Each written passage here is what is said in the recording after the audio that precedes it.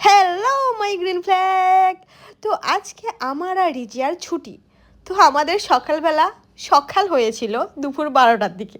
তো ঘুম থেকে ওঠার পরে ফ্রেশ হয়ে আমরা একে অপরের সাথে কথা বলি যে এখন কি করব, পুরো দিনটাই তো বাকি পড়ে আছে।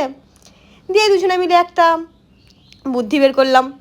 বলা হলো তাহলে চল যাওয়া যাক জুডিওতে, একটু শপিং করে আসি। আর শপিং না করলেই বা কয়েকটা ছবি তো তোলা হবে।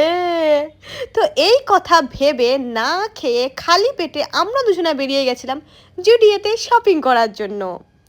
তো যখন আমরা অটোতে ছিলাম তখন আমরা ছবি তুলতে ভিডিও করতে ব্যস্ত, এবং ভিডিও ছবি তুলতে তুলতে আমরা একে অপরের সাথে একটা বিষয় নিয়ে হাসাহাসি করছিলাম যে মানুষ কতটা নির্লজ্জ হলে পরে এরকম হয় যে খালি পেটে ঘর থেকে বেরিয়ে যায় শুধুমাত্র শপিং করার জন্য। হ্যাঁ, হয়তো বা এই কারণেই আমরা মেয়ে যে খালি পেটেও শপিং করতে যেতে পারি। তো বাই দ্য ওয়ে, যখন আমরা অটো থেকে নামলাম সামনেই দেখলাম একটা বিরিয়ানির দোকান, এবং আমরা তাড়াতাড়ি রাক্ষসের মতো সেই দোকানে ঢুকে গেলাম যে হ্যাঁ আমাদের খিদে পেয়েছে, আমাদেরকে বিরিয়ানি দাও।